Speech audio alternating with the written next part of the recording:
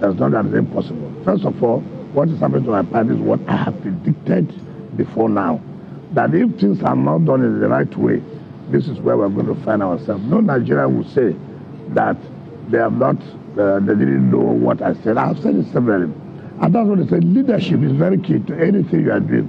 Leadership in association, leadership in government. If the leaders do not take the right decision, this is how it's bound to be. And what do everybody? We have had this kind of issue before, when the party did not collapse. Nobody was affected because the leadership was committed to seeing that certain changes are made in order to keep the party going.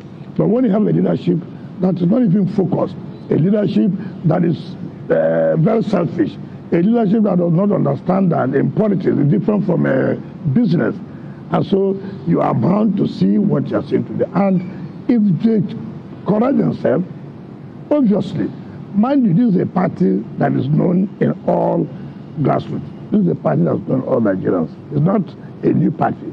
From 1999, People's Democratic Party had been in power, and unfortunately, in 2015, they lost to the APC, and still retained a good number of seats.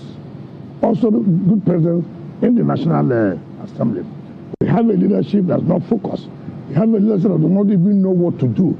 You have a leadership that does not even take any suggestions, and that is where we are. So if the leadership is committed and comes back to say, look, we have made a mistake.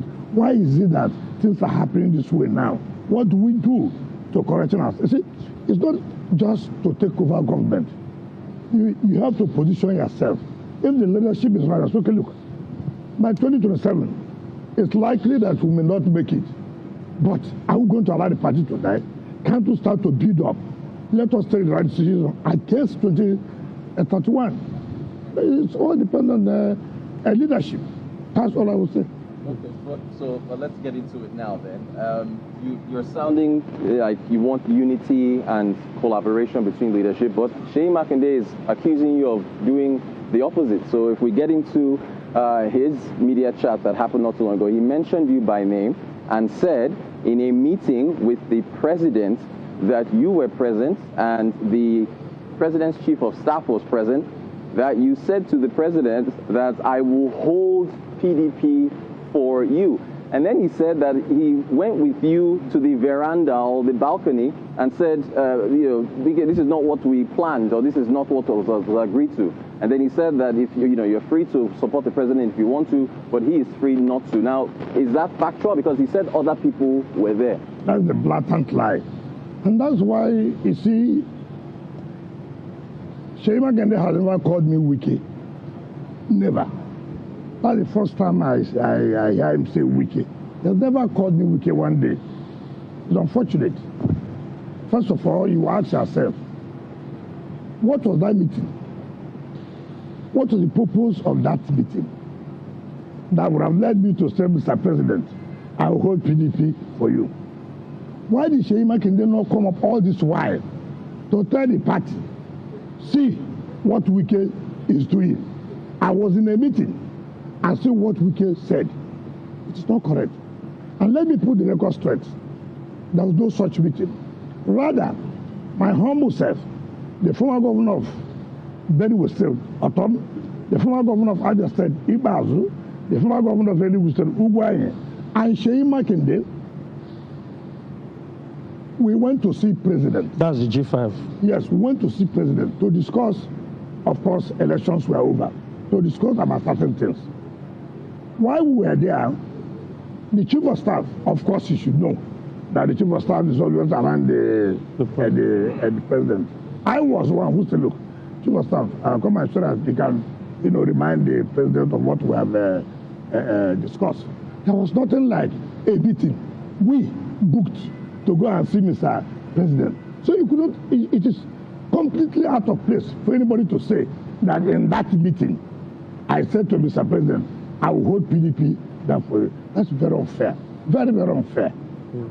Totally unfair. And you see, I have told everybody, frustration, if you can see, if you watch Seyi Makinde on that media chat, you can see frustration.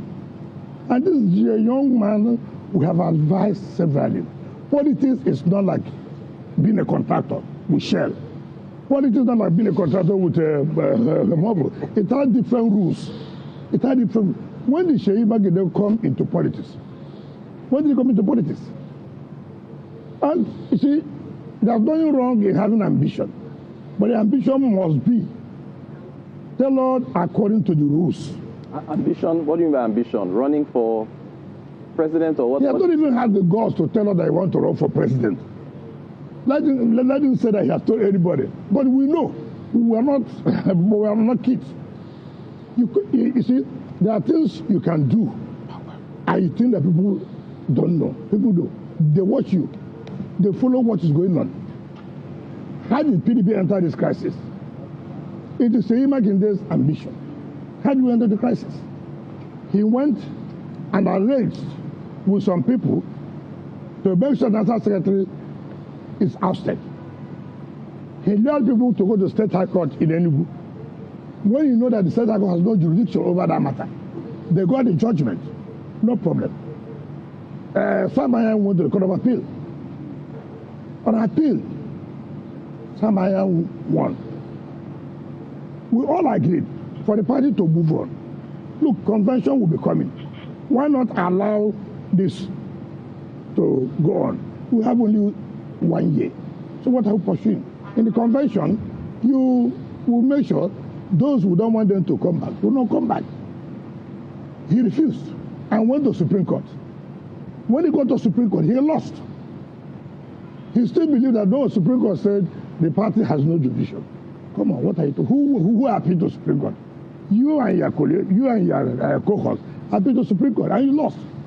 Until when they went to INEC, INEC told them, listen, as far as we are concerned, in our system, the secretary of the PDP is Senator Sam. Right? Now, Saraki, we could bear this witness. We have met in Saraki's guest house severally. Fintri, the governor of Adamawa, was there. Bala, the chairman of government forum people, was there. Saraki was there. There's nothing you have agreed to do that Makinde will not go and do a different thing. There's nothing. And this is why we are here today. Because, okay, look at even the convention, for example. The Board of Trustees set up a committee to say, look, what do we do? Committee headed by Wike Adamawa, former governor of Osun State, Oyinlola, former deputy governor and chief of staff to President Jonathan Ogedeme, Senator Zainab Kure, and 2 other people came up with a report. Look, let's not go for this convention. Let's set up caretaker committee. The same Sheyi, of course, you know Adolphus Wabara. He has no name. You know he has no name. But you just mentioned his name. He has no name. That does not mean that that's the name. They don't know what to move as the Senate president was just bribe of 50 million naira. Everybody is aware of that. He went. They now denied and said, oh, the committee was compromised. There are 2 judgments of the Federal High Court, Justice Omotosho and Justice Little. Substantive judgment, not orders. Sheyi Makinde, what says you, frustration can make you do a lot of things that will cause damage. He went to Ibadan State High Court to obtain an ex parte order. State High Court to obtain an ex parte order for them to still go on with that convention. How could an ex parte order override substantive judgment of 2 courts? Of course, he had done his so-called convention. INEC was not there. INEC refused to recognize them. Then, in that same matter, INEC filed a preliminary objection to say that, look, court, you have no jurisdiction over us. Why would we be a party to this? And the court agreed and struck out INEC name. So there was nothing binding on INEC. The same person now had gone to the Federal High Court in Ibadan to recognize them. Recognize the convention we have done. A convention that Federal High Court has said you cannot go ahead and do. You have, after disobeying the court judgment, you now filed at the Federal High Court now in Ibadan. Now look, recognize us as the legitimate principal officers. That has not been settled. He has gone again to Federal High Court in Abuja against police until the Secretary said we can use. Why not wait for the Federal High Court to say, okay, you are the legitimate principal officer? So the point I'm making is not, look at where PDP is today. Look at the crisis. Something that would have been easily solved. Listen to the voice of elders. Don't go ahead. Let's form caretaker committee. Today, PDP has no candidate in Ekiti State. Today, PDP has no candidate in Osun State. Now, when you say one-party state, who is making us have a one-party state? If you have listened to people and allowed due process to take place, would the issue of one-party state arise? You are the one who is creating one-party state, and yet you are accusing the government of trying to have a one-party state. Just listen to what people have said and follow due process. By now, we wouldn't have been talking about one-party state. Now, having taken wrong steps that is destroying your party, you are now accusing the other party of wanting to have a one-party state. It doesn't make sense. Excellency, if I may, before Rotus asked that question, leading to Mr. Seyi Makinde's question, chat, my colleague here, right in the middle, I call him BKO. I'm trying to remember his first name. Jide had raised the issue of the leadership, and you had said that if the leadership of the party doesn't listen, etc., you had also spoken to something leading up to a convention. That you had told them, or there had been suggestions that whatever grounds they had against the the national secretary of the party, should be held up until they entered the convention. So it seemed like all was geared towards this convention, only for us to hear much later that no, there were suggestions that the convention be stepped down. Even you yourself had mentioned that Mr. Samayan was going to be secretary of the party up until the convention. What made people change their minds about this convention? At what point did the party begin to say, no, we're not going to go ahead to a convention, yes, we're going to, organize a caretaker committee? Because there are disagreements. People have gone to court to say, look, you can't go ahead with this convention. Why would you not go ahead with convention? So many states have not had their congresses. How will you deny states of participating in the national convention? You have 36 states. About 16 states have not had any congresses. And therefore, they are not eligible to vote in that convention. 16 states. And people went to court and said, no, you cannot do this. Let's follow due process. Take, for example, you want to do zoning. I'm a minister of the Federal Republic. We have senators from the South. What Seyi Makinde did was to call a few people and take them to Lagos and said that, that they have zoned the offices that came to the South. How would you do that? How will you disqualify very prominent members of the party? Is this ambition I'm talking about? Is this ambition? And people say, look, it is not going to be possible. If things are not done correctly, this is where it's going to lead us.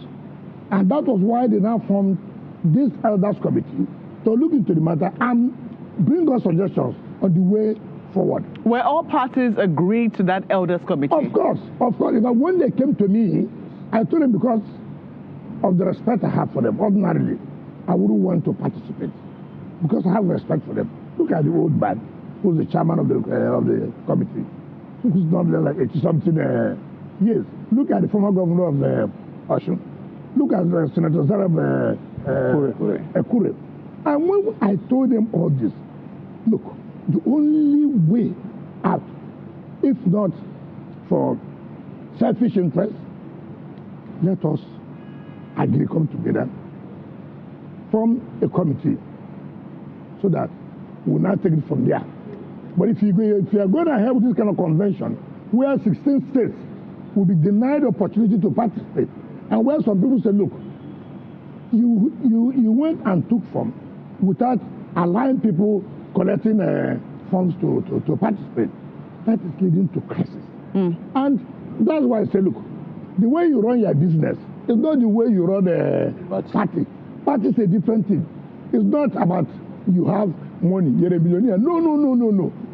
It's a different ball game. Yeah, but you have to be careful. But there are other elders in the party. Yes. Someone like Senator, I beg your pardon. Yeah, he was a senator, George, of Lagos State. I'm trying to remember his Bode George of Lagos. Yes. Who announced? Who was at that convention and who announced your expulsion from the party? So that's why again, people like Bode George have nothing to contribute to this party. Since 1999, Bode George was the Deputy National Chairman of PDP. Has PDP ever won in Lagos? Since 1999, you claim as a leader. They've won seats in the House of Reps. Oh, what is winning? We are talking about Lagos State. That you win one seat for how many years? Since 1999 till now. The only thing is, PDP is strong. You use the PDP strong based in River State.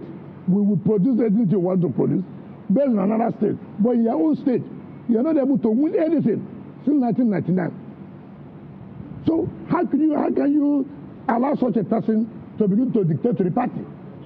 You see, party means that what can you contribute? As I sit here, as a PDP member, and anybody who knows my position knows my position, who said, if you don't do this right, we will not support this. And will support the president. However, in the National Assembly, governorship, and state assembly, PDP won. That means we have something to contribute. You, every day you come out on national television to talk, because you have no job again. So when you say people like Bode George, he's an old man, yes, but was more relevant. And he supported your agreement that, there must be, how do I put it now, that, the presidency must go to the South.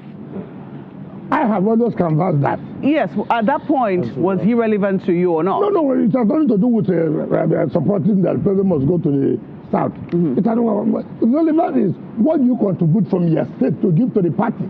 It's not that you said the presidency must go to the South. Okay, having said so, what will happen in your state? If the presidency goes to the South, then we'll fail in your state or won't have anything of what is relevant. Simply because you said presidency should go to the South. If you mean that presidency should go to it, will mean that you have to work in your state for us to actualize it. To deliver. Okay. To deliver, if you cannot deliver, I mean, it doesn't make sense. Okay, Your Excellency, there is now a 13-member caretaker committee led by Abdurrahman to manage the affairs of the party for the next 60 days. Yes. But under the constitution of your party, yes, sections 29 and 31 of the constitution of your party vests that power in the NEC. Under which authority was this particular caretaker committee set up? That was NEC. Mind you,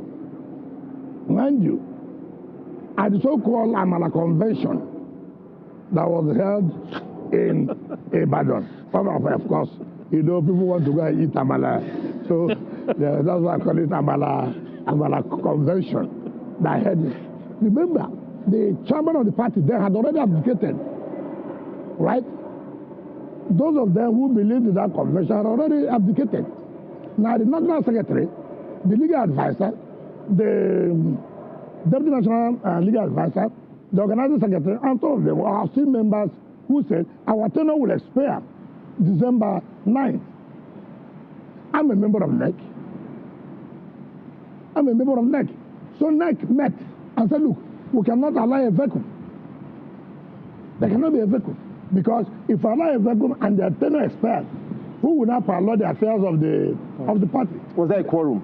Of course. No, but nobody has anybody come to challenge that there was no quorum. So, as it is today, in fact, we are even going to sue INEC. We are going to sue INEC. INEC has no choice but to recognize the caretaker committee. They have no choice. Because their tenure having expired, you don't expect that there will be no caretaker to run the affairs of the party. I remember that we have said we must obey court judgments. We must obey. Having obeyed the court judgment, who said there should be no convention, and the tenure was going to expire on the 9th, of course, it's natural. The NEC had to sit and say, look, let us now appoint caretaker committee that will now run the affairs of the party till when the convention is now held. And the committee was set up, and they were told that it should take all steps to see that those states that have not had their congresses will go ahead and hold their congresses. Thereafter, there will be a national convention. So, as it is today, the appropriate authority that can talk about PDP is the caretaker committee. These are the people who came out for the Amara Convention. Of course, they've seen it. They are not recognized.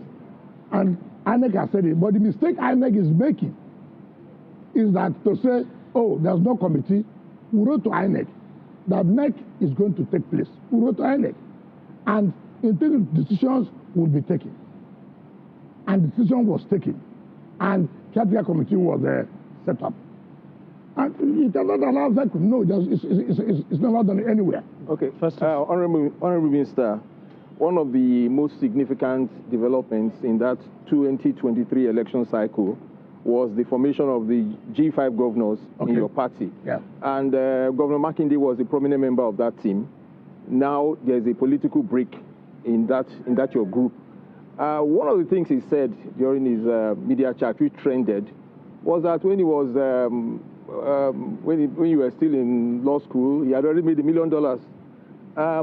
That also suggests that perhaps your political disagreement is now turning into something personal. So can you shed a bit of light on your political or personal relationship with Well, it's most unfortunate. I didn't come to talk about money. If he had $1 million, I thank God for that. And at least my sister is also enjoying that $1 million. If my sister enjoyed that $1 million, I'm also enjoying. But with due respect, that's why I say frustration. I ran for the presidential primary of PDP. I didn't say she used 1,000 naira in my primaries. I never saw it one day.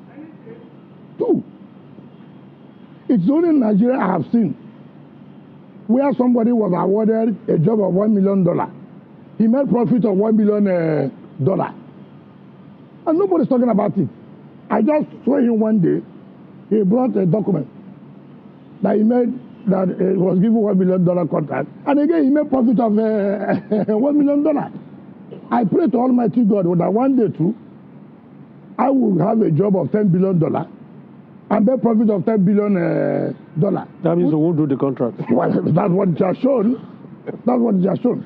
But let us not be petty. I had my first degree early, before 1990, I had my first degree. Law was my second degree. That time he was talking about 1999. I was chairman of one of the most important local governments in this country. I've never been a contractor. He chose to be a contractor. I choose to have power, and I had the power. Remember, he was here doing contract with Shell. In fact, he comes. I didn't know he was going to marry my sister anyway. So say, oh, my vehicles have been impounded. Please help to release my vehicle. That is power. That's government. I was in government. He has to do the business according to the rules I've set in the LGA. And so, what is whether you make $1 million? But you also forgot the same man that had no $1 million. First of all, Sheyi in 2007 ran under AMPP as senator. He lost. He lost. Sheyi in 2013-14, Munikat Adiola, former leader of the House of Reps, one Senator Jose, we call him Hallelujah. They all brought Muniru, brought Sheyi to me to give him the structure of PDP in Oyo State. The man who had no $1 million, he had $1 million. But he came to the man who had no $1 million to help him to get structure. We said, no, we will not give you. We gave it to Taslim. He went to SDP to run as governor. He failed. He failed, which is $1 million. He failed. Now, it was before 2019, he came back. We said, okay, now, we are ready to give you structure. I was already grounded in politics. I was grounded, but I had no $1 million with me. But the man who made $1 million is going around looking for people who help him to have a structure. It's the one who gave him that structure that Cheyina became governor in 2019. Now, when we talk about G5, you see, G5 was formed on the basis that, look, we said the South, President Buhari hasn't had 8 years. It is natural that the presidency should go to the South. Of course, that's why I say, when you play game, sometimes it boomerangs. People like Atiku and the rest of them thought they were too smart. They now took the chairman of the party, led by one another crook. One, they call him Dr. Ayu. Yeah, he knows. He can't sue me. I've said it severally. This is not the first time. Yeah, but for the fact that you are on national television, not just one channel. No, but everybody so knows. I've said it more than 20 televisions. Yeah, but you can't call somebody a No, but let him without... sue me. No, but he took bribe from Atiku in Lagos. That's another one. No, let him. He knows now. What is it? Look. We know ourselves. We know ourselves. I mean, for me to say this, he should know that he should have sued me to court up to now. He can't. But anyway. Your Excellency, no, let me finish. Are you saying crooks know themselves? Is that what you're saying? If you're a thief, don't you know yourself? A thief should know himself that he's a thief. But are you a crook? Because you said he's a crook. You said he's a crook. We know ourselves. No, the point I'm making, we are in the same party. We are politicians. Okay. We know ourselves. We know who is who. Okay. That's the point I'm trying to make. Because people would think ourselves. Those who would think that are those who already have something in mind. You know, all I'm saying is that we're in the same party, we are the same politicians, we know who is who. So, we say, look, you cannot have chairman at the same time have the presidential candidate. Like Sheyi said, we had several meetings in London, where even when we agreed with Atiku, before he came back, they changed their mind. It's okay. If he does not resign and allow the South to produce a chairman, then there'll be a problem. Of course, you know that time, they had this belief that President Buhari was supporting them. So for them, everything you say, we have already won the election. We said, we are not going to support you. And we will not support you. And PDP fails. It's not that we're happy, but let there be justice. Let there be fairness in whatever we're doing. So, G5net, let me tell you one thing that you should know. When we agreed on this, Sheyi's problem was the issue that he was not giving ministerial slot. Even when he was saying, you can see the anger. You can see the anger. You don't need to tell anybody. We told him, listen, calm down. We went to that. That's one of the issues why we went to see President. To say, look, sir. And President said, look, I'm the president of this country. Just take it easy. There are certain factors I may not have considered. However, something has to be done. Made that. What? Again, already he has made up his mind. So this issue of, in fact, I remember now, there was a time the Rivers Ijo had a reception for me in Port Harcourt here. So when autumn, that was just to bring you back. When autumn, the former governor of Beirut, they went to speak. He said that, look, we are going to support president to do second term. Sheyi Makinde, now, in Wednesday, replied on page of this paper that, why would you say such a thing? I called him. I said, even if he says so, you don't need to go and react. All you say, let's call it meeting. If this statement you made, it's too early to have made it. But for you to do this, you are showing as if there's a division amongst us. Like I said, frustration has come. And sometimes too, and you know, having made that $1 million early, he reacts. So, because when he looks back, he sees the letter of $1 million dollar. He forgot that Dangote was not the first person who made $1 million, but today he's the richest man in Africa. You know. Could it be possible, sir, that all along, for a very long time, at different instances, Governor Makinde had shown to other members of the G5 that his own political interest, his own political future was completely different from that of the members of the G5. So I'm noticing this, like I said, when we met in Lagos, George's Hotel. We've met in West Carlton, where I used to stay. We have met in his house. We said, look, you are the governor we have now. Whatever that is going to happen in the Governors Forum and the caucus meeting, let us know so that before we go for such meeting, we'll be able to know what to discuss. He never one day, and that's how we came to realize that he's behind removing Senator Samayan was to make sure he achieves the total control of the party. It was when we now saw that, look, this guy has a different thing in mind. And for us, I've asked him one day, listen, if you are going to run for president, tell us. We are the ones here that are going to make it happen. I'm not going to run because it will be unfair for me to go and stand in an election against the person who has appointed me. I mean, at least I have conscience. Even though people were rumoring, oh, the careful of Wike is going to run, you don't do this kind of thing. Now, and I told him this. I want the South to see me tell the president. But if you run now, how would you not think that you will do only one time? Will you go and negotiate with them that you will do one time? It's not going to work. How would they trust you? How would they trust you? Because you know, once you have the power, it's a different thing. So they will prefer for the president to even finish the 8 years than you to come and do 4 years and then later you blame for that you want to do second. Let us. This has to be planned well. You have to be careful.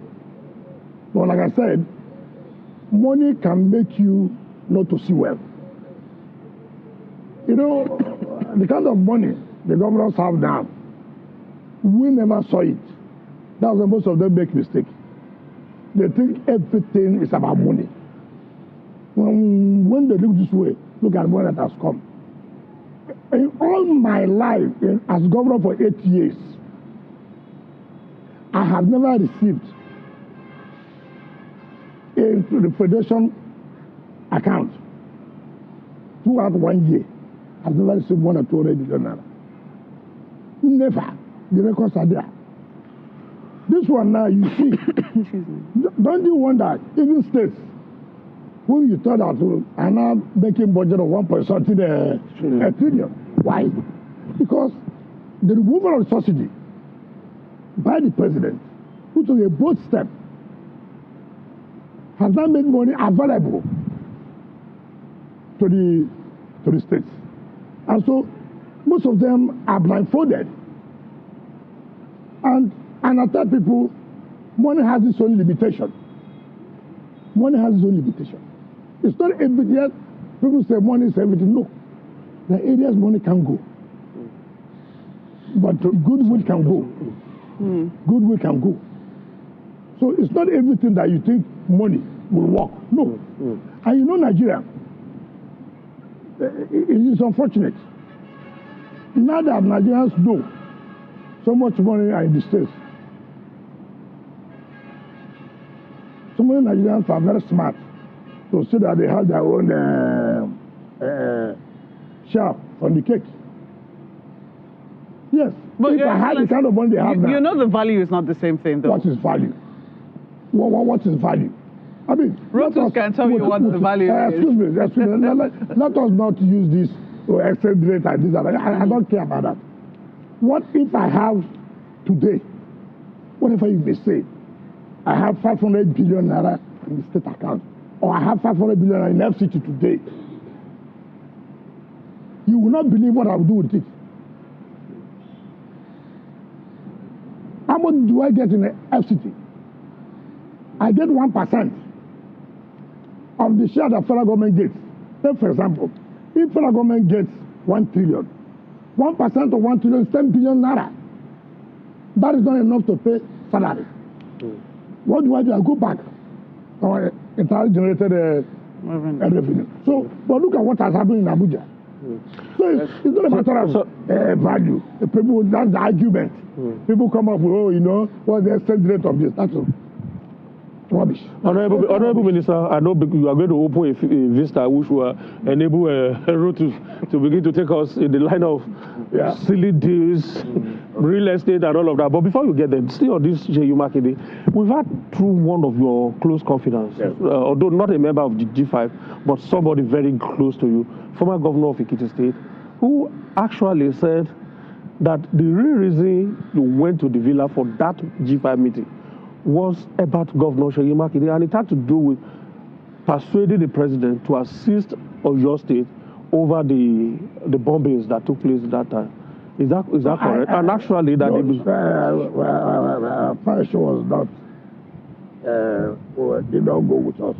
What we went to see President for, with all due respect, is look, Seyi is getting too. Confrontational? Too confrontational, and I'll say it's not necessary. Let's go and see President. There's no need you challenge the President because you didn't get me. So the other things you will get. And who President to be? Yes, the other things you will get. But, like I said, because he has got to be spared. One baffles me. You said that I told President I will hold PDP for you. Okay. Assuming, though not considering, assuming I said so, assuming. In Yoruba land, Seyi knows that the president is a bomb. Is not correct? Is an elder person. I'm not a Yoruba person. Assuming. And that was such a meeting. Is that what you can come out in the public? I'll say that somebody who is not for Yoruba is saying that, look, sir, I'm going to help you to hold PDP for you to win the election. I said, assuming, even though nothing like that happened. Me who said that, I've not gotten the kind of support Seyi got from the president. I have not gotten one approval of that. But Seyi went to president. The same man he is talking about that did not give you minister position.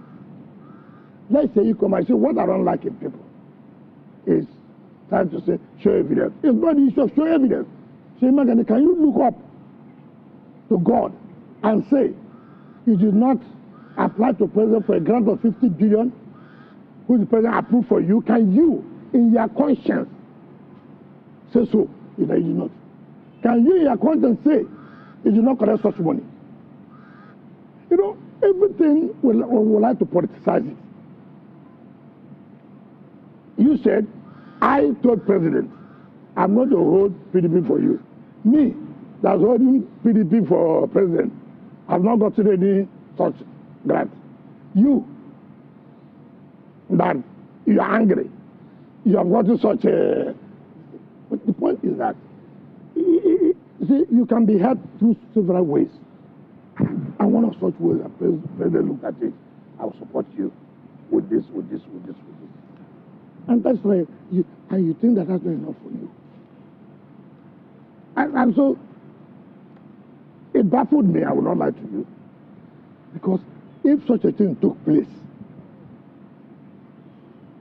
I would have told you, yes. It never took place. Go and inquire from autumn. In fact, they all called me when they had this thing, they said, what kind of rubbish is this? How can he say that we went for a meeting and then I said this? How can? In any case, who does not know my position as regards to Tinubu's president? Do I need to tell him that? Nigerians have had me say severally, I'm going to support president. So how would I now go and tell him, President, don't worry, I will hold down PDP for you? It doesn't make sense. Let me ask this question quickly before we go on our break. Is it such a bad thing for the president to give Seyi Makinde a ministerial slot? Remember, his supporters, the candidates of the PDP lost the National Assembly elections because he was working for the president's candidacy. So people voted APC, top to bottom. Okay. So now what Seyi Makinde and his people are saying is that out of all of them, the G5 that came together, you are the one who has been benefiting tremendously from the president. Others have been fed nothing except the ambassadorial appointments that they gave a couple of them the other day. So is this such a bad thing for somebody, for the president to say, Seyi, you helped me, you delivered Oyo State gave more votes to the president than other states in the southwest. So is this such a bad thing to give him that minister? See, it is a bad thing. Let me tell you. When you say that PDP lost because he was working for president, why didn't PDP lose in Rivers State because he worked for president? Who took out the National Assembly seat? The president won. It's not the same election. That is not correct.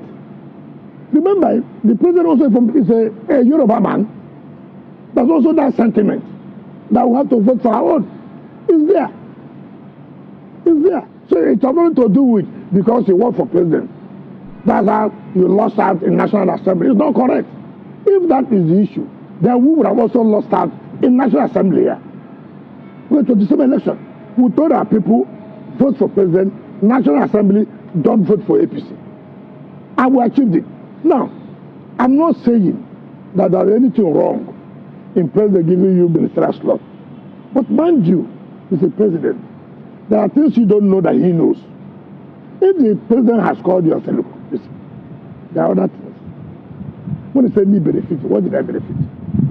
The benefit is that the position that will come to Rivers State, take for example, Wike, National Population Commission, will you be given to anybody other than Rivers people?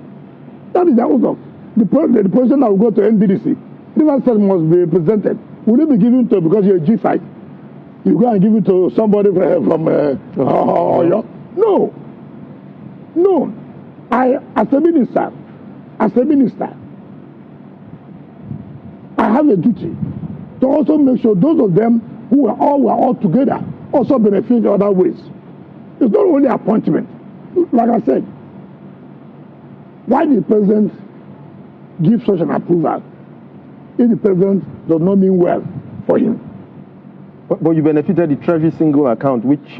What is the benefit of single account? You see my money that I said, President, look, if you want anything to improve in FCT, pull us out for a single treasury. What is the essence of single treasury account? We are not revenue collector for the federal government. So why should we be a single treasury account? So it's not personal to me. It's for FCT to move on. And they are seeing the benefit. So when you say I benefited, what did I benefit? It's the resident for me to do my job, which I'm doing today. If we are still in a single treasury account, it would have been difficult to carry out some, because at that time we don't have we can't go to bank to borrow. Because the bank will say, what is the collateral? The money will not go to them, it goes to central bank. But now, we're putting out of single treasury account, we have access to go to the bank to solicit. We will deposit our IGR, collect social amount of money from our IGR every month, give us this loan to be able to carry out our infrastructure. So that is the benefit. It has nothing to do with personal. No.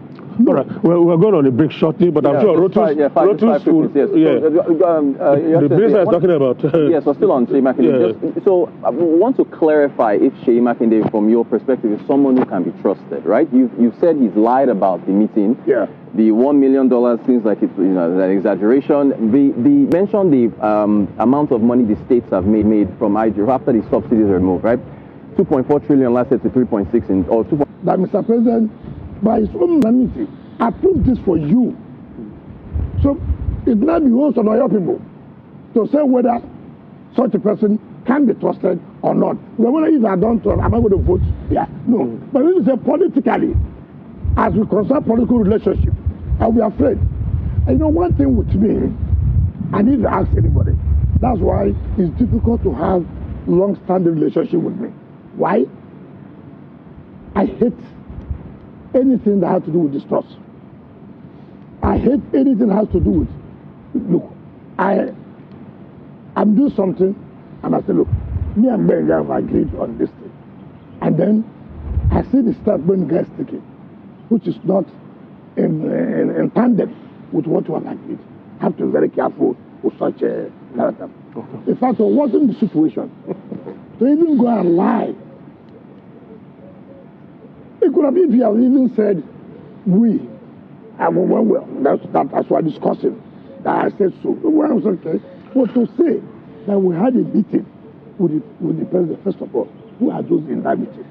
You said Q was staff in Saturday. You didn't mention former governor of Abia. You didn't mention former governor of the Benue. You didn't mention former governor of Enugu. What was the purpose of that meeting? Who called for the meeting? The president called you for the meeting. We went and said, look, we want to see president.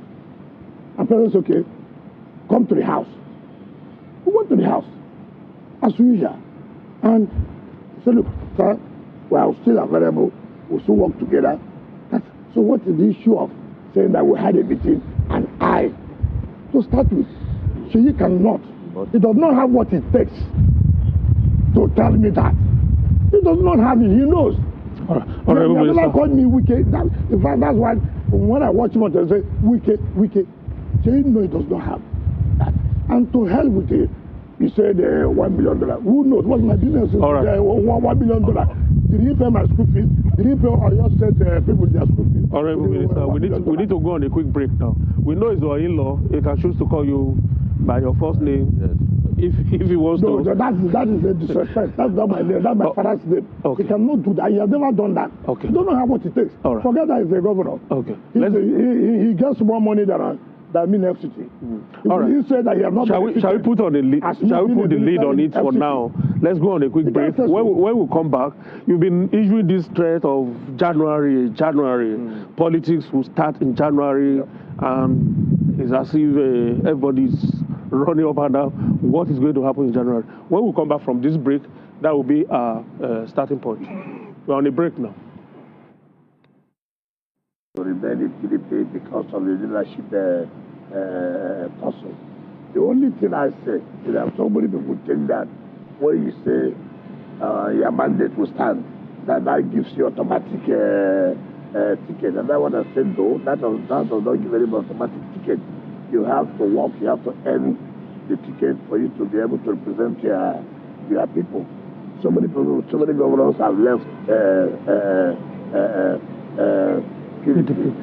I have been accused, if you remember, so many governors have accused me that I'm working for Tinubu APC to be able to destroy PDP. But the same people have also left PDP to go to APC. So that's not surprising that my governor had to go to APC. No, that's not surprising. It doesn't mean by clearance. I'm not the owner of APC. So it doesn't mean my clearance for instance. In that trap, you saw that assembly people left for APC. You saw that all the party council chairmen left for APC. I mean, it's natural that the governor will also have to leave for APC. Yeah, but the comments you have made suggest that these are developments that you are not happy with. No, for instance, in recent times, you had a meeting with leaders from Obiakpo and other local governments around the Query saying that we cannot be used and dumped. agreement is agreement, and other such comments. And people are suggesting that this has to do with the defection of the governor. This also has, and you can correct us if we're wrong, does this have anything to do with your relationship with the president? Because there'll be questions as to who is using who and who is dumping who. No, it has nothing to do with the president at all. Let me make that clear. It has nothing to do with the president. I have to go to Tor to thank people. Remember, if you are not in the States and you are away, the likelihood that people may want to be able to change their mind towards your leadership. And then you find out again that despite the fact that you're away, people are still willing to be with you. And this period demands that, look, go back to them and say thank you for standing with me all this period. And because to show gratitude is one thing that God loves so much. And if you show gratitude, the likelihood that you get more things. So what I said about that is that, look, and so many things were rich, and we believe that the other party, the assembly, and the other parties have been able to, play their own part. And it's expected that the governor and some people should be able to play their own part. If that part is not being played, and then you think that the only way you can achieve it is by saying, okay, let me join the party where the president belongs to. No. What was saying, look, there was a truth. And certain things were agreed. And there's a need for you to fulfill those things. And the assembly should also be able to fulfill their own part. So that's what the point I'm making, not a question of using me and dumping me. No, that has nothing to do with that. So as a follow-up to Mokwe's question, one of the contentious areas of the disagreement before the state of emergency was imposed was this issue of structures. And so this morning we saw on TV that the governor has sent emissaries to his local government to collapse the PDP structure there to APC. And so is structure likely to be a fresh point of disagreement between you and the governor? I don't know about collapsing. The chairman of the council there is APC. And like I rightly told you here, there are 22 local governments. Out of the 22 local governments, you have about 20 being APC and two being PDP. The likelihood that those two will join APC. And if they do that, it means that working together, they have to collapse whatever structure they have. First of all, when you say you are joining the party, there was something you have to offer, right? Like some other states did. The governor is moving. You have assembly to move it. You have council chairman to move it. You have party chairman to move it. You have national assembly to move it. But in this case, these people have already left on their own, by their own volition. The National Assembly was the one that took the first decision. Remember, when the National Assembly defected before, they did not defect. What they said, on your mandate we stand. That is not defection. Because all they say, they are going to support Mr. President. And then the night came out to say, well, this time around, supporting Mr. President, we have to join his party. And the same thing has happened to the other candidates of PDP who said, look, we're also defecting to APC. So it has nothing to do with the local government collapsing APC, PDP structure. For here in River State, I can tell you, we have always maintained that Mr. President will be supported. Whether you're in PDP, whether you're in APC, all of us have maintained that we have to support a president. This is not the first time. We did it in 2023. Even when we were PDP, we supported Mr. President. But the point I'm trying to make is that so many people are now thinking that the moment you shout on your mandate, it becomes that it's automatic that you have a a ticket. I don't know. That does, supporting president has nothing to do with that. We are supporting president. Does not mean that we must have automatic ticket. We are supporting president based on certain factors, which we have seen severally. Let me just butt in here. The question people are asking is how much longer do you have left in the PDP with all the people around you, the local government chairman, literally all the local government chairmen in your state in the APC now, your governor too in the APC, federal lawmakers in the APC. So how much longer are you going to remain in the PDP? Oh, the main fact that people have left and gone to APC does not mean I have to leave. No. It's not correct. So are you a member of the PDP? I'm a member of PDP. That's why I'm still there. That's why you see he's not happy. Even when all those around you, all your foot soldiers are all in APC? No, it's not correct. That you're a member of the assembly or a council chairman or a member of that assembly does not mean that there are no other persons. It's not correct. It's not correct. But that's what constitutes the structure in the real sense of... Well, you may think so. But there are also structures in terms of party. There are also structures in terms of party. So if you are working for the president and you are not a member of his party, and the governor is a member of his party and is working for the president, don't you think that at some point there may be clashes, particularly as to who decides what?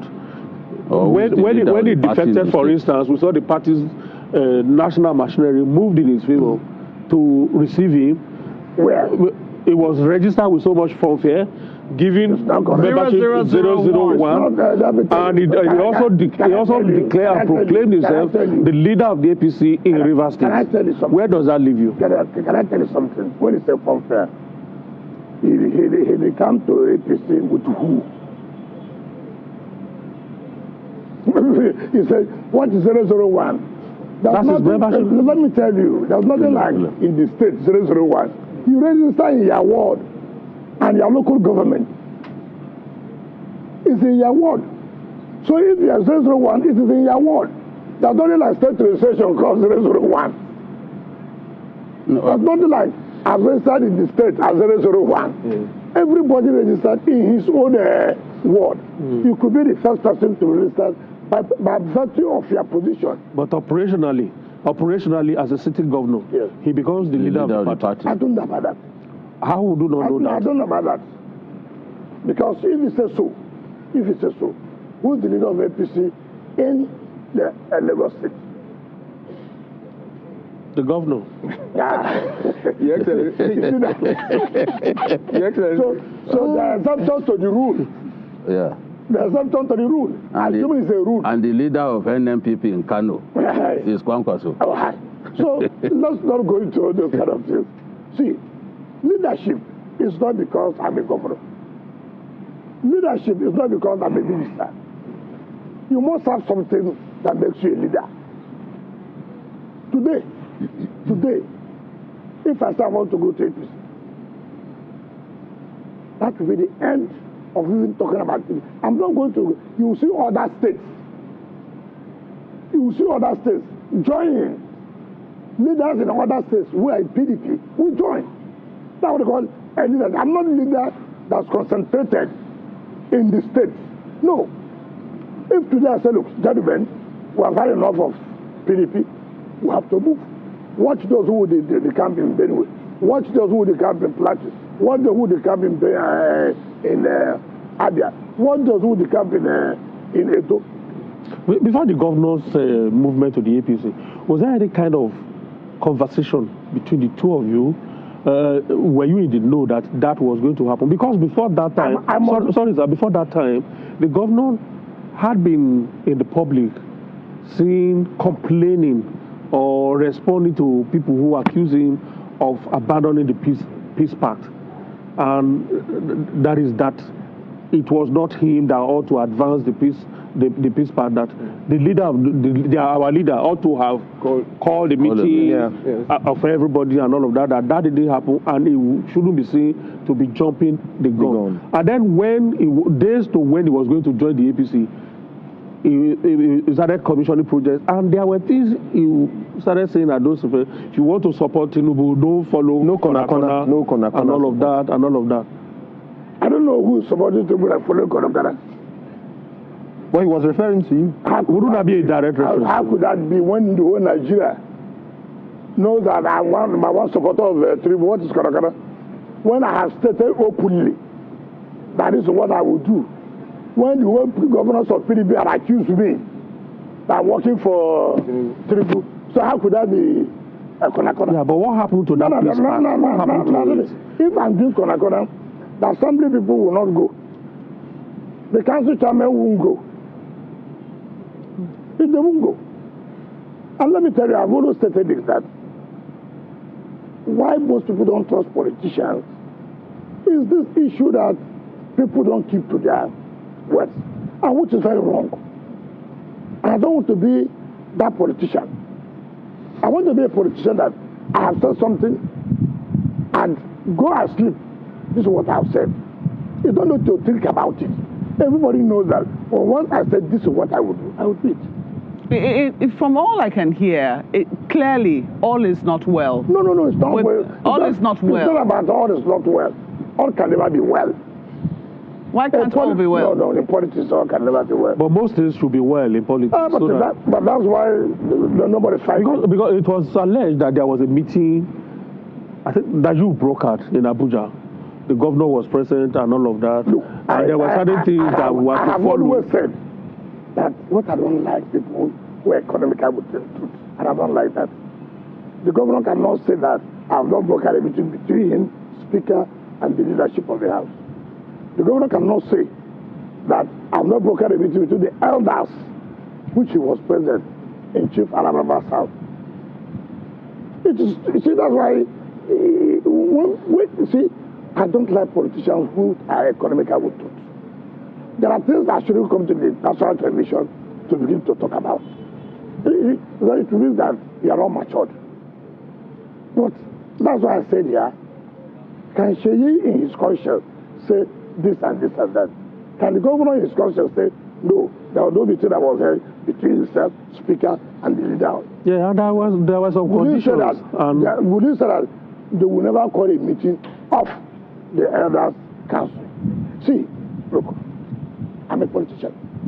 There are certain steps you take. There are certain steps you should take that people will know that indeed you are serious about this. Take for example, nobody told me to go and visit the assembly. I have to look, I'm a politician. Assembly, I'm coming to visit you tomorrow to say thank you for your support. I don't need anybody to tell me that. I don't need anybody to tell me I call National Assembly this festive period. Thank you. We all work together. I believe we continue to work together. Nobody will tell me as a politician. I call party chairman to say, look, people have been here, giving us support all this while. I know we continue to work together. I don't need anybody to say I should do that. I don't need anybody. I don't need anybody to say, look, to call, look, how are you? This I wish you Merry Christmas and prosperous New Year. I don't need anybody to tell me to do that. And these are things I talk about, whether you are serious. There are steps you take. So when somebody says, the governor, that I'm going to call a meeting, first of all, it behoves on you too. What role have you been playing? It's very laughable. So this piece deal take for example now. No, just take for example. What stops you to put a call to the speaker? Speaker, how are you? How you doing with the Christmas? I wish you prosperous New Year. Do you need me to call a meeting for you to wish them Happy New Year? Come on. And people like to, that's why I say it depends on what's in your mind. And people also believe that the moment you say you are working for Tinubu, it means that Also, no. I have said, assuming PDP does not have crisis now, how many people would have left PDP? How many people was able to say whether they are PDP or not, I will support Tinubu? So the issue of saying, who? This is the man who the whole Nigerians have known clearly. Ask, how many ministers have been abused the way I'm being abused? Why? Everybody knows my stand. Everybody knows my position. It's not hidden. It's not hidden. So when people say, don't follow, who is following Korakana? Who? When you know, you the journalist know, this is Wike's role, what he's been doing. He said he will support president, and he has supported president. I don't think, after, like I said before, after president and the most abused politician, why are they abusing me? Why are they not happy? So can I say, is it safe to say then that this truce that was achieved this year is now gone to the wind? I don't know. And if the governor said he is not going to represent the 2025 budget, because we understand that was also an issue. If he was not going to represent it because the sole administrator had already presented that budget to the National Assembly, and the National Assembly already passed a 2025 budget for Rivers State. If anybody is talking about the budget, it should be 2026. If the governor's argument is along that line, will it not be right? That's why I'm saying that. See, when you say right, that's not like right in politics. Well, politics is give and take. Let me tell you. You see, you must take such a stand when you know you're in control. You don't take hard stand when you know you're under control. You don't do that. Nobody does that in politics. Okay, take for example, I can tell you this. In 2025, the president was to go and present budget. In 2025 budget. 2026? No, 2025. Okay. He got intelligence that there are some things moving on in National Assembly. He shifted it and called the leadership for discussion. And they discussed. And then he moved on to go and present the budget. You cannot say, I will do, I will not. No. Nobody does that in politics. Nobody does that. You should know that, see, even if you have the control of the house, you must not take them for granted. Politics, you look at the United States, the Congress, they move left, right, and center. The president has to go and lobby, right? It's allowed. It's not there where you say, oh, I must do this. You must say that if you are the one who is totally in charge. Okay, so just to follow you don't do that in politics. It's give and take. So there are things that you do underground. Even me, as I'm preparing my 2026 budget, which I will send to Mr. President, and Mr. President will send to the National Assembly, I must talk with the House Committee. I must talk with the Senate Committee. And now that you just mentioned in charge of FCT. You just mentioned the senator or the Senate Committee in charge of the FCT. What about the senator who was elected from the FCT? Yeah. Whose relationship with you has been a bit frosty since she was elected? That's again when I say I don't like people who play double standard. You see, politicians should be careful. Why? Okay, let me show you, as if I knew. The senator wrote me a letter. Senator Ireti King? Yes, wrote me a letter. Recently? Yes. Showing appreciation of what I'm doing in Abuja. This is the Sheyi Makinde style. You are bringing out documents from... No, let me tell you. Because I said, let me tell you. This has nothing to do with $1 million. We insist on reading that letter so that we can be sure what is inside. Look at it. It was dated 14th November 2025.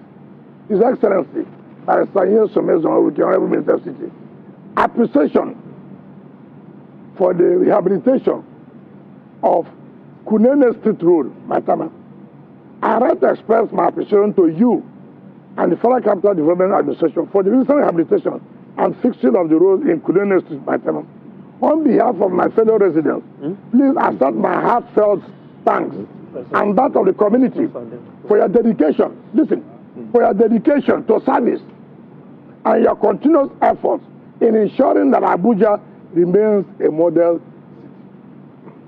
Kindly be assured of my continued collaboration in advancing the development goals of the Federal Capital Territory. Sincerely, Senator Irete Hiba Kengibi.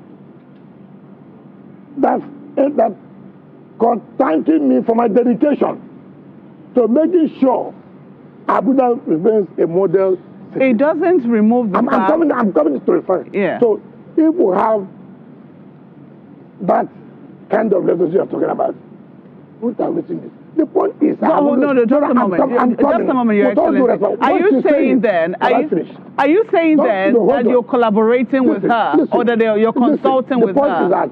The point is that it shouldn't be something personal. The only person I should talk about is the president, whom I'm owed a duty, because he is my appointer, who appointed me, right? Now, I relate with the committees. Overseeing the affairs of the FCT. And luckily, she's a member of that committee, right? So, in anything I'm doing as far as FCT concerned, I relate to that committee, which is a member.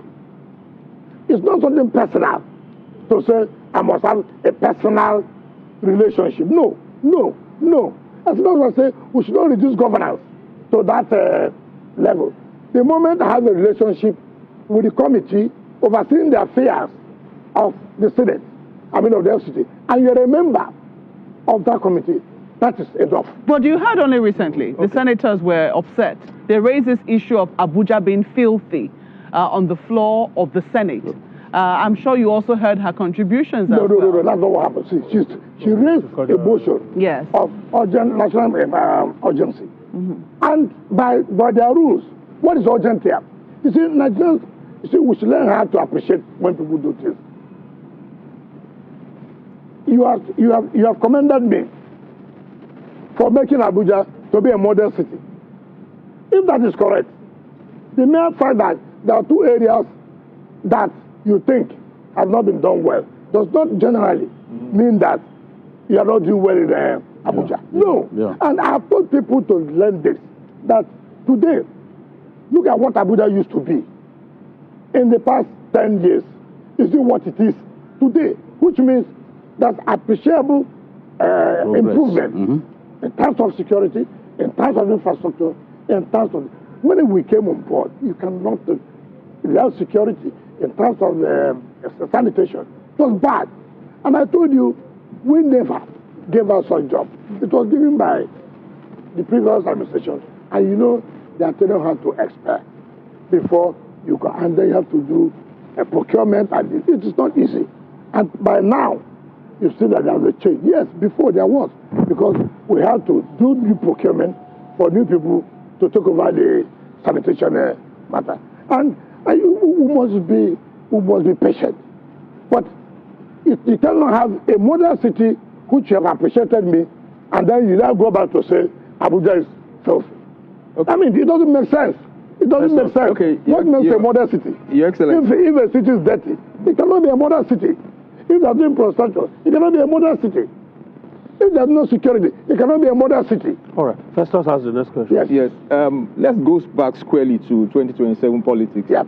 And you just said that politics will start. You will start politics fully in January. Yes. Most people think that what's going to happen in 2027 will be a rematch of 2023. But so much has changed between 2023 and now. Today, APC has well over 28 governors, and your party, at least your nominal party, is in legal coma. The party that appears to be rising is ADC. How much do you rate the chances of that party? Because we also understand that on January 1, Obi will be joining APC formally. ADC formally. And people have said that if the opposition had come together in 2023, they would have had a better chance of defeating the incumbents. So today, how do you rate the chances of what is now the left of the opposition against the president. Do you agree that it should be a rematch of 2023? Now, let me tell you something. It's really unfortunate. I've said it clearly. And whether anybody wants to believe it or not, if there should be any opposition that will give fight to APC, it should have been PDP. Yes. I don't know where you are saying that this is rising. I don't know where they are rising. Mention the state where they are rising. Mention. You see, I don't like this newspaper politics. Every politics is local. As per the issue of presidency, we have agreed. But those who are supporting us, now look, it's likely that PDP cannot have that chance now to take over the presidency. That does not mean that PDP cannot win a state. That does not mean that PDP cannot win a state. You must see, take for example, if I come to Rivers State now, for example, and I say I'm going to support PDP, for example, or PDP is going to get a gubernatorial the tendency is that council chairman, House of Assembly will support that. It's leadership. I've always told you, when people have confidence in you, don't betray it. And that confidence, as far as I'm concerned, you cannot take it away as far as Rivers State is concerned. You cannot. You can't. You can't. You see, look at the local structure. Who are those who are council chairmen today? Who are the councillors today?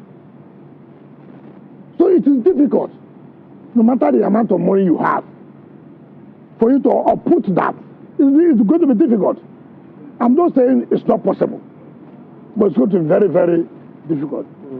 If our own team says we are going to support you for governorship, you go home and sleep. If we say we won't support you, you have to fight it hard. That's the point we are trying to make. So when I say politics general, let me tell you why I say so. Next year is a political year. Why is it a political year? Primaries will take place in the various political parties. So as a politician, you have to let everyone know, listen, we have to organize ourselves, we have to be ready to play this politics now. We are taking 2 years talking about infrastructure in Abuja. We are taking 2 years talking about security in Abuja. We are taking 2 years to talk how do we fix this sanitation. Listen, area councils will take place in Abuja in February, right? Do you think, as it is today, that PDP will win that election in the area council? With what the administration of the president has done, it will be difficult. What of Labour? It will be difficult. What about what? Labour. Yeah, that's only what I've said. But you see, for you to win, you must put your house, you know that. It is not easy. And let us tell ourselves the simple truth. See what is happening in Abuja today. Under whose administration is that? It's under the administration of Ahmed Bola Tinubu. And so people have that sympathy for him. It is not as if it is PDP. No. Look, well, Abuja people don't like voting for the ruling party. No, that's before. Because you have to show what you've done. You see, today, why would they vote for the ruling party when you have not gone to the rural areas to do anything for them? When you have not seen anything in the city? Today, go to rural areas. See how the roads are springing up everywhere. Today in the FCT capital, see how the development is going. So why would you now say that, look, we won't vote for the ruling party? But you know that there are parts of the elite that are not happy with what is happening in the FCT. It's natural. It's natural. You cannot have where everybody is happy. I've already told you this. So how are you measuring the fact that the president will win or that the area councils will go to the APC as a result of what is happening when you know that everybody might not necessarily be happy? How do you measure developments in the FCT? How do you support candidates? You support candidates based on what your party has been able to do. Let people, whether you like Asuwaju as a person or not, shouldn't be, is what has he done to change FCT. So for some people, it may be, what has he done for the FCT? But for some people, it will be, what has he done for me? No. He cannot do everything for everybody. It's not possible. Even if he stays there for 20 years, it will be difficult. But that's the correlation that politicians need to make. No, please. No, that's not correct. Today, if I'm supporting area council chairman, I have a reason to say, vote for this person. Why would they vote for him? They will vote for him because I can count. Governor, see what you have done. Buhari, see what you have done. Abadi, see what you have done. That is the truth. Except you have a personal thing. No, Your Excellency, let me put it like this. No, let me tell you. You won't even let me land on the question. No, you have said elite. No. Look, let me tell you, who are these elites? Maybe not just where are they? Land and rent administration is a key area of concern in the Federal Capital Territory. Yes. There are feelings that land is being taken arbitrarily, and partiality in land and rent administration. And Mokwe was talking about disaffection. This is potentially an explosive. That's why there are certain decisions you take that will not be palatable to everybody. It has been like that. And when you take a decision that affects the elite, obviously, someone has come to make a change. And that change is affecting you. Suppose they then make political gains out of that. Oh, how many of them? How many? Well, look. Take for example, in the river park, I have no business. People should know what is the history. That is a land that was given under Obasanjo's administration to some Ghanaians who go under Jonathan something. Now they came and said, look, we needed partnership with some Nigerians who will be able to help for approval for development. That's how they had the issue of Polo Homes. Polo Homes does not have any agreement with the FCT. No. And unfortunately, that lease agreement had expired. And what we did, in order not to deny Nigerians of that property they've got, it was okay. Look, Polo Home, you have no business with FCT. Jonathan something, not Jonathan as president. Sorry, you understand what I'm saying? Jonathan. So now, the agreement you have with FCT had expired. But we must protect Nigerians or other people who already have gotten property.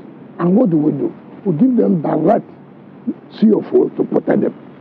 Ordinarily, if we go by the rules, whatever you are doing with Polo Home will not stand. Will not stand. Now, and I said, look, we will cancel the CFOs that the Polo Homes are giving and give to those Nigerians directly. They don't have their direct CFO, not under this with the Polo Home. Well, by law, there's no relationship. But people don't want to hear the truth. People don't want to hear the truth. And we're saying nothing should go ahead again. And the man went to court. He went to court. Instead of him to wait the outcome of the court, he's using that to say, oh, let us be developing. Nobody does that. I signed the development control general. Go and bring the whole thing down. You can't go to court and using court to now begin to develop when you don't have the order. Your Excellency. No. So people should know that it is difficult. The government did not do it yesterday. Does not mean the government will not do it today. So many things happen. And you know a lot of them have complained. And now you see a government that is taking position to say, look, it can't continue this way. Yes, it will affect you. That's the sense of government. Look at the decision that the president took about the subsidy. It is a strong decision. Exactly, which is where I was really going to. Because who is benefiting from it? It's at enabled the states. You've just said the state governors. To have more money to provide infrastructure in the state. Your Excellency, that's the problem. You see, because a lot of politicians always, or governors, or people with executive power, always assume that infrastructure is the thing. While infrastructure is important, the quality of life of Nigerians is even more important. Are they able to eat? Do they have access to health care? What sort of schools do their children go to? Can I tell you something? These are the things that affect Nigerians. Let me tell you, when you say infrastructure, the quality of life. Infrastructure does not only mean doing roads. Infrastructure has to also talk about improving the health standard, improving the quality of schools. Yeah. Today, go and see what's happening in FCT. Is there any improvement in terms of the schools? Yeah, but we can't say that across the states. That's the point. No, that's what I'm saying. That's what I'm saying. That's what I'm saying, that each state has to give account. I am giving account in terms of FCT. That's the point I'm trying to make. Unfortunately, it's a federal structure where the president cannot, as his school principal, begin to hold the cane and flog governors to come and account for extra monies they've gotten since subsidy was removed. Look. It's the people of those states that have those responsibilities. That's what I'm saying. It is the people that will decide.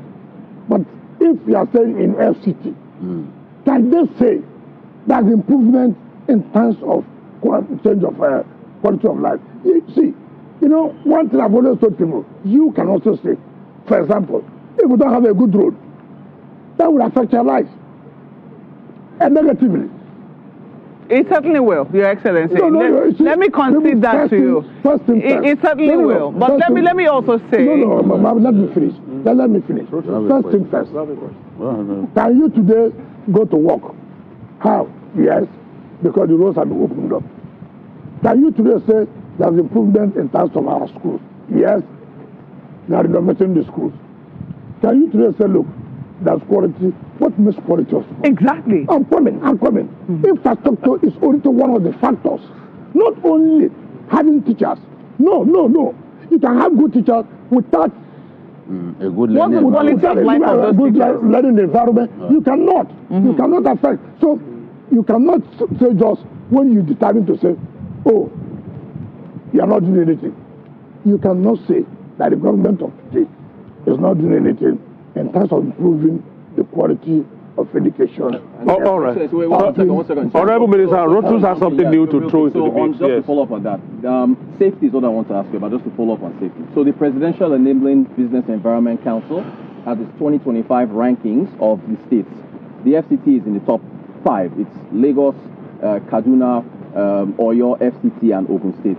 But me talking to entrepreneurs that are there, they've talked about the roads, they've talked about the flyovers, the infrastructure, and they've commended your leadership of that. But they do talk about safety. You've seen what's been going on with the insecurity around the country and so on and so on. So what are you doing to make things more safe for business owners and individuals? And that is why we're making the environment to be enabled, to create an enabling environment for business to move on. That has to do that. You have to improve security. If you don't have good infrastructure, you cannot talk about doing business. You cannot. Let people not roll away. Our problem is that we think that these things have to be done at the same time. No. Take first that for government, for infrastructure, for business to improve, there must be good road network. It is very, very critical. It's one. Okay. 2, there must be another environment in terms of security.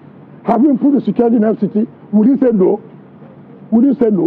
No, you can't say that. That's what he's saying. That's what the report says. That's what I'm saying. That's what you said here in terms of ranking. That Abuja has improved. Yeah, but in terms of security. That's what I'm saying. Which is a component of that report. You cannot be ranked. And when there's no improvement in security, you cannot. What about health? Right? That's what I'm saying. Your people's problem about health is that, one, you will have provided, first of all, you have to talk about infrastructure in terms of health. You have to talk about it. You have to. Are we doing anything in terms of improving infrastructure in health? Certainly, yes. Yes. But, you see, when you say, you cannot only take one issue. For you now to say nothing is happening. It must be cumulative. For you to say Abuja is doing well in terms of business. Why are they doing well in terms of business? Because certain parameters are used to judge. So it's not good when you sit down, you say, okay, this is not working. And therefore you conclude that nothing is going on in Abuja. I've told people, take things step by step. Yes. As it is today, go and see the contracts that have been awarded in terms of improving on the schools. Not less than 200 schools, as we speak now, is going on with renovation. If the schools, you don't have good infrastructure, if you don't have the best teachers, it will not work. Yeah, but Your Excellency, we cannot remove the place of teachers. quality teachers, that is quality problem, health that professionals. That is the problem you people are having. You are saying that, first of all, take it that, have they taken steps, first of all, to improve the quality of education? And what are those steps? Improvement infrastructure and terms of schools. You cannot, I have always told people this, and that is the mistake in assessment. You don't just say, oh, you cannot say things are moving when the quality of teachers. No. First of all, you talk about quality of teachers in terms of the quality in terms of training. You cannot say, if you have good teachers and there are no good schools, it will not work. Can I ask you, how would you measure? No. Because we want to have some, we need to have some quick takeaways. We have just about 5 minutes left. Just about 5 minutes. And we need to have some quick takeaways. One is on the issue of... You are asking a question. Okay, do you want to ask? I thought it was my time. Okay. All right. We cannot deny that governors have so much money at their disposal now. I know a governor who takes on the average 77 billion naira a month, one of the South governors. What advice do you have for these governors at this time? I also know a governor who admitted that he has done in 2 years what he didn't do in 4 years. In fact, it's the Kwara governor that told me this. So some of them are doing something. But in what areas do you want to see improvement on their part so that people can feel the impact of this subsidy removal that has brought in some people? That if the president has made it possible for you to have access to funding, what it means that you have to use such funding to improve the quality of life. How do you talk about the quality of life of citizens? You talk about good schools. You talk about good road network. You talk about improvement in health. You talk about agriculture. Yeah, but again, it will be wrong for you to say that because all these ones have not been done, therefore nothing has happened. It's wrong. I've told people that you have 4 years in office. You've taken 2 years. You still have another 2 years, which means you still have opportunity to change things. So if I have said, look, we have done good roads, we have done renovation of schools, that means we are taking steps to improve the quality of life. Whether anybody likes it or not, when you talk about assessment, when somebody comes to Abuja, for example, what's the first thing that matters? They will say, look, Abuja is not changing. Why is it not changing? The roads are bad. When the roads are good, then they give the story as an indicator that, okay, then things are happening. All right. So I have told you that we have also taken in terms of health, that we have taken number of health that we are trying to renovate and put well and provide good quality of health infrastructure. It's important. It's very important, but I want to bring things back to Rivers State. Your body language so far today, you said you cannot say on your mandate we can stand. That gives you a ticket to join to another party. You said as a leader you have to not break agreements. You've also said that joining a party means what can you bring, what can you deliver. Does Governor Fubara have your support for a second term in Rivers State? Because it was you that delivered Rivers State for the president in the 2023 elections, and it seems it is you that has the control here. So can you let the Nigerians know that you are both on the same team and he has a second term? That's what I've always said, that there are so many factors you have to take into consideration. Trust is very important. Even if you can provide good road network and you don't have that trust, people don't have that trust in you in terms of moving the state forward. It's a factor. It's a factor. Because in doing this, okay, take for example, if you can't work with legislators, how can you provide good road network? How can you provide good quality of schools? So it requires unity. It requires that I must work with legislators. Okay, so how you addressing that? That's why you have seen that at the national level, the president knows he does not only cannot. He needs the National Assembly to pass the budget for him, to be able to access the funds to work. So if you don't do that, whatever you are thinking is wrong. As the leader in Rivers State, in order for us not to be talking about Wike APC, Fubara APC days after tomorrow, as the leader, what are you going to do differently to ensure that both of you work together, at least for the president? That's number one. Then two, the January, we heard from Grapevine that your talk about January is that you are embarking on local government tour. Is it a show of force? What is it really all about? Quickly, because we have just about a minute. Now, I've told you here, first of all, that when I say empowering local government, the part of it is that, thank you for giving us support. We still need their support. But they will ask you, what have you done? As the foreign minister, what have you done? So there must be a synergy. If there's no such synergy between the government and the state level, and the legislature, and the chairman of local government, it does not work. So we are calling for that synergy. I've already done that. And that's why I said, are you going to work practically to achieve that? Having synergy with legislature. Having synergy, and in truth, you don't just come out on national television, so I'm providing road. Who will provide the fund for you? Is the legislature. Let's not deceive ourselves. All right. So you need it's critical. Okay, if you don't work well with the legislator, if you don't, I cannot go to the legislator to provide or to have access to get you such funds. How will you change the life of the people? And people should tell you the truth. All right, so Honorable Minister, no for question again. We just have to end it here. Thank you so much. Let me just start from my colleagues. Babajide, thank you so much for your time. Thank you. And Rutus, I hope it was a very good experience. It was fantastic. Thank you. And Festus as well. Thank you very much for having me. Good. It's been a pleasure. Malabazu. Thank you for having me. And thank you for having me. Thank you for also coming to find out what we're doing in FCT and what is happening in Rivers State. Whether you like it or not, there must be synergy. There must be. Yes. And let nobody go home and deceive you. All right. You cannot do it alone. You require the support. You, as a governor, leadership entails that it is for you to know how to relate with the legislature to be able to move the state ahead. All right. Thank you so much, Honorable Minister. It's been nice having you. Thank you very much. All right, that's the last edition of Media Chat for the year. It's been a very wonderful year. We look forward to events of 2026 as they unfold. The minister has already promised that January is going to be the flag off. We'll see you then. My name is Benga Arulema.